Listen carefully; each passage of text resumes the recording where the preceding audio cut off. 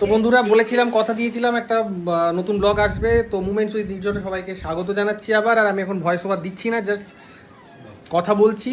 তো আমাদের special guest এসছে আজকে জন্মদিনের ইয়েতে, স্পেশাল গেস্ট জিয়া। তো চলো জিয়াকে দেখা যাক। জিয়া এসে খেতে বসে গেছে, কোনো কিছু ইয়ে নেই, ওকে লজ্জা টজ্জা খাবো না বাট খেতে বসিয়ে দিয়েছি। তো চলো সেখান থেকেই শুরু হোক এরপর জার্নিটা, কী কী রান্না বান্না হয়েছে সমস্ত কিছু দেখতে পাবে। তো চলো ডাইরেক্ট দেখাই জিয়াকে। এত লজ্জা পাস না, খেতে বসে গেছে এইভাবে খাচ্ছে, খাওয়ার প্লেটে এখন চিকেন পড়ে আছে পুরো। এরকম ভাবে গেট করা বাড়তে পারে। আরে যাও না, আমার মা তো দেখতে পাচ্ছ বন্ধুরা, ও একটা হোয়াইট কালারের একটা শার্ট কিনেছিল নতুন নিজেই, আর সঙ্গে একটা কার্গো প্যান্ট। তো দুটো পরে নিয়েছে। আর তারপরে মায়ের ইচ্ছে হয়েছে অনেকদিন পর, যেহেতু ছেলেকে যে জিয়া খাওয়া দাওয়ার পরে বসে গেছে ওর নিজের অনলাইন ক্লাস করতে, আর এদিকে নীলু তার অফিসের কাজ চলছে, আর আমরা সব বসে বসে দেখছি কি হয় না হয়। তো যাই হোক, চলো খাবারের প্লেটটা কি সাজানো হয়েছে দেখিয়ে নিই। সবজনেই দেওয়া হয়েছে 5 রকমের ভাজা, তো না 3 রকম ছিল আলটিমেট। ডাল, চিকেন, সালাড, পেঁয়াজ কলি, আলু ভাজা, করলা ভাজা আর লাল শাক। আর সঙ্গে তো ভাতটা দেখে আমি বলছি এত ভাত খাবে না, কিন্তু আলটিমেট খেয়েছে পুরোটা। আর হ্যাঁ, মিষ্টি দই মিষ্টি, 2 রকমের মিষ্টি, মানে মিষ্টিটা কালকে বলেছিলাম কি দেখাবো, সেই মিষ্টিটা মিল্ককেক টাইপসের একটা মিষ্টি, আর ছিল পায়েস।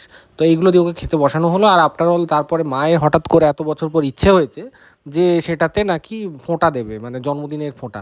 তো সবাই ওকে আশীর্বাদ করো। তো আমরা সবাই ওকে আশীর্বাদ করলাম এবং মা সেই ফোঁটার ব্যাপারটা কমপ্লিট করলো, যেটা তোমরা অলরেডি দেখতে পাচ্ছ এখন। তো ফোঁটা দেওয়ার পরে মা আবার নিয়ে এসছে 100 টাকা, যেটা 100 টাকা ওকে গিফট হিসেবে, মানে গিফট কী দিয়েছে আমি জানি না, মানে গিফট হয়তো কিছু দিয়েছে, আমাকে বলেনি। তো যাই হোক, সে 100 টাকা নিয়ে এসছে, আর ও শটান সেটাকে পকেটে গুঁজে নিয়েছে। আর প্রচণ্ড হাসছি আমরা এই ব্যাপারটা দেখে, বেশ মজার ঘটনাটা। আর তারপরে আমরা চলে গেছিলাম, আমরা নিজেরাও খেতে টেতে বসে গেলাম। তো চলো এখানে আপাতত ব্যাপারটা শেষ। আর তারপর সন্ধ্যাবেলা বাজারে গিয়ে তোমাদের সাথে দেখা হচ্ছে। বাজারে গেছিলাম, হ্যাঁ চশমা আনতে গেছিলাম। চশমাটা ঠিকই ধরেছো, নীলুর যে চশমাটা বানাতে দেওয়া হয়েছিল, ওর ফ্রেমটা এসেছিলো গ্রিন কালারের, যেটা ও এখন চোখে পড়ে আছে।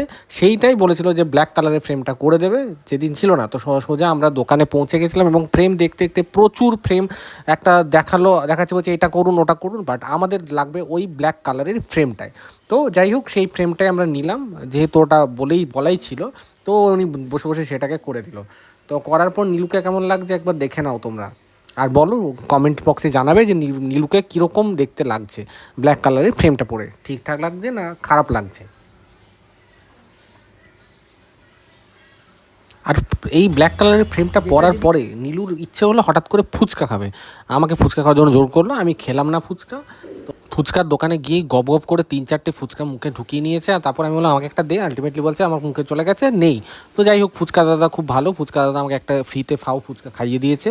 তো চলো বন্ধুরা, আর এ খেয়েছিল দই ফুচকা। তো আফটার অল ব্লগটা ভালো লাগলে একটা লাইক, কমেন্ট, শেয়ার। আর মুভমেন্টস উইথ নির্ঝরের নতুন ব্লগ নিয়ে আবার হাজির হচ্ছি। ততক্ষণের জন্য গুড নাইট সবাইকে। তো টাটা, বাই বাই, ভালো থেকো সকলে।